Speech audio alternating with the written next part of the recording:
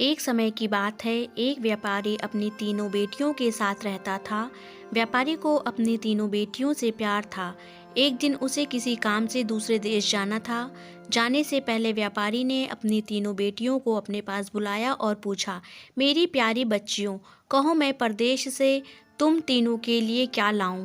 पहली बेटी ने सुंदर कपड़े और दूसरी बेटी ने गहने मंगवाए। तीसरी बेटी, जिसका नाम ब्यूटी था, उसने अपने पिता से कहा कि वो उसके लिए एक गुलाब का फूल लेकर आए। व्यापारी ने अपनी तीनों बेटियों से उनके उपहार लाने का वादा किया और अपने सफ़र पर निकल पड़ा।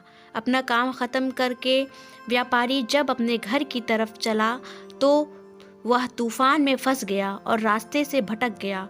बहुत कोशिशों के बाद भी वो अपने घर तक का रास्ता ना ढूंढ सका। तब तक तो अंधेरा भी हो चुका था। तभी अचानक उसकी नज़र एक रोशनी पर पड़ी जो दूर एक महल से आ रही थी। व्यापारी ने सोचा शायद महल में उसे रात बिताने की जगह मिल जाए, इसलिए वह उस तरफ चल पड़ा। जब व्यापारी महल में पहुंचा तो महल में कोई नहीं था। उसने हर तरफ देखा लेकिन कोई महल में नहीं मिला। आश्चर्य की बात थी कि खाने की मेज़ पर कई प्रकार के स्वादिष्ट व्यंजन रखे हुए थे, परंतु उन्हें खाने वाला कोई नहीं दिख रहा था। भोजन को देखकर व्यापारी की भूख और बढ़ गई, इसलिए उसने पेट भर भोजन खाया और एक कमरे में मुलायम गद्दे पे सो गया। सुबह व्यापारी ने जब महल के बगीचे में सुंदर गुलाब खिले देखा तो उसे ब्यूटी से किया हुआ वादा याद आ गया। उसने एक फूल तोड़ा और घर की ओर जाने लगा। तभी वह एक भयानक जीव प्रकट हुआ और बोला, मैंने तुम्हें अपना भोजन दिया, अपने मुलायम गद्दे पे सोने दिया और तुम मेरे बगीचे से गुलाब का फूल तोड़ रहे हो। इसकी तुम्हें सज़ा ज़रूर मिलेगी। व्यापारी बहुत डर गया था। कांपते हुए बोला, मुझे माफ़ कर दो मुझे मत मारो। ये गुलाब मैंने अपने लिए नहीं, अपनी बेटी के लिए तोड़ा था। मैंने अपनी बेटी से वादा किया था कि मैं उसके लिए गुलाब का फूल लाऊंगा। ये सुनते ही राक्षस ने व्यापारी से कहा वह एक शर्त पर उसे छोड़ेगा।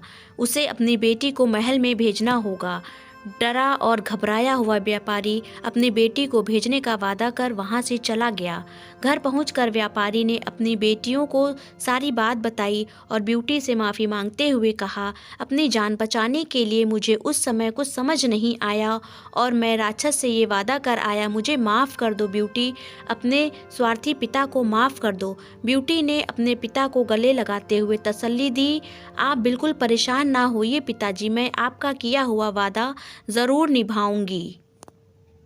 ब्यूटी जब महल पहुंची तो बहुत घबराई हुई थी। राक्षस का भयानक चेहरा देखकर वो बहुत डर गई थी, लेकिन राक्षस ने उसका खुले दिल से स्वागत किया।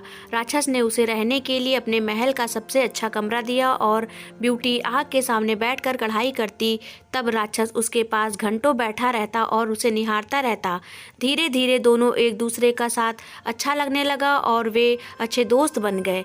अब वो दोनों सारा दिन एक दूसरे से बातें करते और खुश रहते। राक्षस को ब्यूटी बहुत अच्छी लगती थी और वो उससे शादी करना चाहता था, लेकिन डरता था कि ब्यूटी एक राक्षस से कभी शादी नहीं करना चाहेगी। बड़ी हिम्मत जुटाकर एक दिन उसने ब्यूटी से अपने दिल की बात कहने का फैसला किया। जब वो ब्यूटी के पास पहुंचा तो देखा कि ब्यूटी अपने पिता को याद करके बहुत उदास है। उससे ब्यूटी की उदासी देखी नहीं गई और उसने ब्यूटी को एक जादुई शीशा दिया जिससे वो अपने पिता को देख सके। ब्यूटी बहुत खुश हुई, लेकिन जब उसने अपने पिता को देखा तो बहुत बीमार है। ये देख ब्यूटी ने राक्षस से अपने पिता से मिलने की इच्छा जताई। राक्षस ने उसे पिता से मिलने की इजाज़त दे दी और 7 दिन में वापस आने को कहा। ब्यूटी ने तय समय में आने का वादा किया और अपने घर चली गई। ब्यूटी को सामने देख व्यापारी खुश हो गया और जैसे जैसे उसे पता चला कि राक्षस देखने में भले ही क्रूर हो, लेकिन वो दिल का बहुत ही नेक और दयालु है, व्यापारी की सेहत और सुधरती गई। परिवार से मिलने की खुशी में 7 दिन कब निकल गए ब्यूटी को पता ही नहीं चला। एक दिन ब्यूटी ने सपना देखा कि राक्षस की हालत बहुत ख़राब है और जल्दी ही वो मरने वाला है। अगले ही दिन वो महल वापस आ गई और उसने पाया कि राक्षस बगीचे में बेसुध पड़ा हुआ है, जैसे वो मर चुका हो। ब्यूटी उसे देखते ही रो पड़ी, तुम मुझे छोड़कर मत जाओ, मैं तुमसे बहुत प्यार करती हूँ और तुमसे शादी करना चाहती हूँ। मैं अपनी सारी ज़िंदगी तुम्हारे साथ बिताना चाहती हूँ।